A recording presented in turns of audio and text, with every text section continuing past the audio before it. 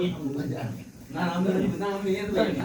না কি এখন যে দুঃখের বিষয়টা যে তাকবীরুল প্রতিযোগিতা তৈরি করছে ছেলেরা যেন মসজিদমুখী হয়, ছেলেদের পাশাপাশি যেন ছেলেদের বাবারাও মসজিদমুখী হয়। যখন বাচ্চা ছেলে নামাজে যাবে, মসজিদে যাবে, তখন বাবা অটোমেটিক মসজিদে রওনা হয়ে যাবে। তো এই উদ্যোগের জন্য আপনারা বিস্তারিত এগুলো অনেক কথাবার্তা বলছি।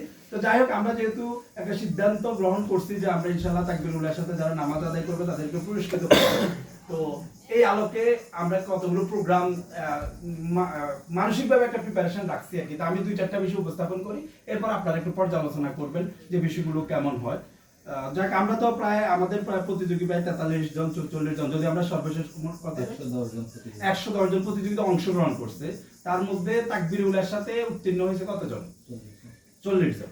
আচ্ছা, যাক, এটা আমরা যদিও এখন অডিট করি নাই, আমরা প্রত্যেকটা ফেজ দেখবো, আমাদের একটা অডিট কমিটি হবে, তারা দেখবে এখানে কোনো গ্যাপ আছে কিনা। আমরা তো অবশ্যই বিশ্বস্ত লোকরা যেন আমাদের ওই ইমাম মুয়াজ্জিনরা প্রচন্ড কষ্ট করছেন, আমি ওনাদেরকে অত্যন্ত অন্তর থেকে ধন্যবাদ জানাচ্ছি যে তারা প্রচন্ড কষ্ট করছে। ফেস টু ফেস তারা সিগনেচার নিছে, খোঁজ নিছে, খবর নিছে, এদেরকে তশকিলের ভিতরে রাখছে।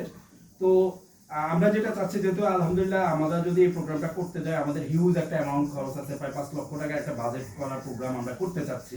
তো অর্থনৈতিক বিষয়গুলো আলহামদুলিল্লাহ আমি আমার জায়গা থেকে যারা আছেন, আমার সহযোগী কয়েকজন আছেন, সবাইকে নিয়ে আমরা আন্তরিকভাবে চেষ্টা করব অর্থনৈতিক বিষয়গুলো দেখার জন্য। পাশাপাশি এই প্রোগ্রামটাকে কিভাবে একটা হাইলাইট প্রোগ্রাম করা যায়, এই সুন্দর প্রোগ্রামটা যেন অন্যান্য ইউনিয়ন ব্যাপী ছড়িয়ে যায়, এবং কি জাতীয়ভাবে অন্তত নোয়াখালী কেন্দ্রে এই প্রোগ্রামটা যেন ছড়িয়ে পড়ে, এরকম একটা প্রোগ্রাম আমরা করতে চাইতেছি। আসলে মন তো অনেক কিছু চায়, পারিপার্শ্বিকতা অনেক কিছু হয়তো সীমাবদ্ধতা আছে।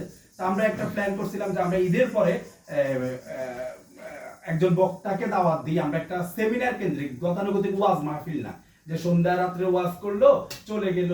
এখন তো আমাদের সমাজের আশেপাশে প্রচুর গতানুগতিক ওয়াজ মাহফিল হয়, আমি ওয়াজ মাহফিলের পক্ষে নয়। আমি চাচ্ছি যে একটা সেমিনার কেন্দ্রিক প্রোগ্রাম করার জন্য, যেটাতে একটা আউটপুট পাবে, বিশেষ করে ইয়াং জেনারেশন যারা আছে, যারা ইয়াং জেনারেশন যাদের কথা আকৃষ্ট হয়, যাদের কথা শুনলে তাদের মনের ভিতরে একটা খোরাক যোগায়, এরকম 1-2জনকে এনে আমরা একটা প্রোগ্রাম করব। প্লাস আমরা একটা মাদক বিরোধী সেমিনার করব, ওইটাই প্রোগ্রাম থাকবে।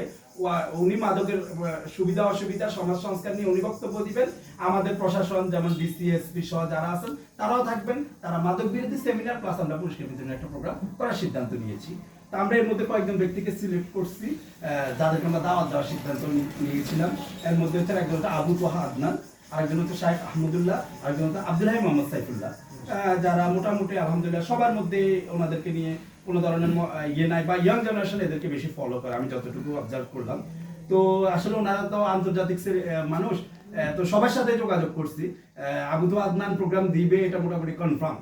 উনি উমরা থেকে আসলে ডেট দিবে, কিন্তু দুর্ভাগ্যজনকভাবে উনি এসে একটা মাদ্রাসাতে উনি ছাত্র হিসাবে ভর্তি হয়ে গেছে। মার্কাজুদ দোয়া আব্দুল মালিক সাহেবের মাদ্রাসা, উনি এখানে 1 বছর ক্লাস করবে, উনি 1 বছর কোনো প্রোগ্রাম করবে না, মানে কমিটমেন্ট ব্যতীত। এরপরে শাইখ আহমদুল্লাহ আমাদেরকে একটা প্রোগ্রামের কথা বলছে যে ঈদের পরের দিনে উনি এলাকায় থাকবে, ঈদের পরের দিনে উনি প্রোগ্রাম করতে পারবে। আসলে আমরা ছুটি পাইছি 28 রমজান, সবকিছু এনে এত বড় ইন্তজাম করে ওনাকে দাওয়াত দেওয়া সম্ভব হয়ে ওঠে নাই। তো শাইখ আহমদুল্লাহকে এই জন্য আমরা প্ল্যান করতে পারি না, শিওর করতে পারি না। এখন আব্দুল্লাহ মোহাম্মদ সাইফুল্লাহর সাথে কিছু জটিলতা আছে, যেটা এখানে পাবলিকলি না বলি। তো এই জন্য আমরা এখনো কোনো কিছু বক্তা কেন্দ্রিক যে আমরা সেমিনার করবো, এটা এখনো ফিক্সড করতে পারি নাই। তো ফিক্সড না করার কারণে চিন্তা করলাম ঈদ উপলক্ষে আসছে প্রোগ্রামটা এর মধ্যে করার দরকার। আমার যদিও কালকে থেকে কোর্ট চালু হয়ে গেছে, তারপরে এই জন্যই রয়ে গেছি। তা আপনাদের সাথে একটা পর্যালোচনা করব, আপনারা সবাই সবার মতামত দিবেন, আর ভুল ত্রুটি যা আছে সামনে কিভাবে আমরা এই প্রোগ্রাম তো শেষ হয়ে গেছে, পুরস্কার দিয়ে দিচ্ছি, শেষ না। এখানে আশা করি আমাদের প্রত্যেকটা সমাজের জিম্মেদাররা আছেন। আমি অনুরোধ করব যে আমরা তো এক ক্ষেত্রে খারাপ কাজ করতে করতে হয়ে গেছে কি, এখন খারাপ কাজ আর ফিরে যেতে পারতেছি না, অতিষ্ঠ হয়ে গেছে।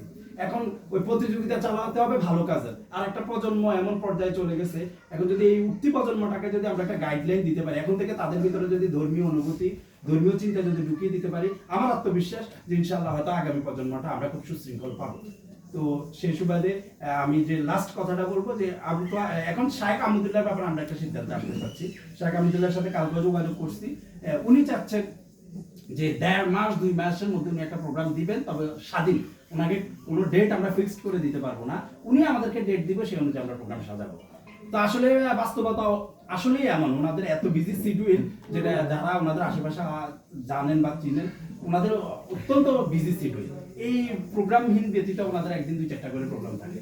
তো এখন কি 1-1.5 মাস আমরা অপেক্ষা করে আমরা প্ল্যান ভিত্তিক কাজ করব, না আমরা শুধু ওয়াইজিন বাদ দিয়ে আমরা এই সিটি মানে প্রশাসনিক কর্মকর্তাদেরকে দিয়ে প্রোগ্রাম করব, এই ব্যাপারে আমাদের আলোচনা হতে পারে। প্লাস আমরা এখানে একটা অডিট কমিটি করব যে যারা এগুলো পর্যালোচনা করবেন। আর আমরা আগে একটা কথা কমিটমেন্ট দিয়েছিলাম আমি, যে আমরা সেরা অভিভাবক নির্বাচন করব, প্রত্যেকটা সমাজ থেকে অন্তত একজন করে আমরা সেরা অভিভাবক নির্বাচন করব, যিনি তার সন্তানকে মসজিদে দেওয়ার ক্ষেত্রে ভূমিকা রাখছেন। এটা সবাই রাখছেন, প্রত্যেকের সন্তানে রাখছেন, তারপরেও যেন এটা উজ্জীবিত হয়। এই জন্য আমরা আমাদের বর্ষসেরা এলাকা ভিত্তিক সেরা অভিভাবক নির্বাচিত করব। সব মিলিয়ে আমরা একটা অডিট কমিটি করে এর মাধ্যমে কাজগুলো করতে চাচ্ছি। আর এর মধ্যে কি কি করা যায়, কি রাখা যায়, কি ধরনের কাজ করলে সুবিধা হবে ব্যাপকভাবে, যদিও আমাদের এখন সময় সুযোগ নাই, তারপরে সংক্ষিপ্তভাবে আমি পর্যালোচনা করার অনুরোধ করব আমাদের আব্দুল সত্তার। আচ্ছা যাক, তাহলে আমরা একটা কাজ করি মামা, তাহলে আরো ডিটেইলস জানো। আমরা শুধু মসজিদের যে জিম্মেদারি ইয়েটা আছে, মানে মসজিদে তাদের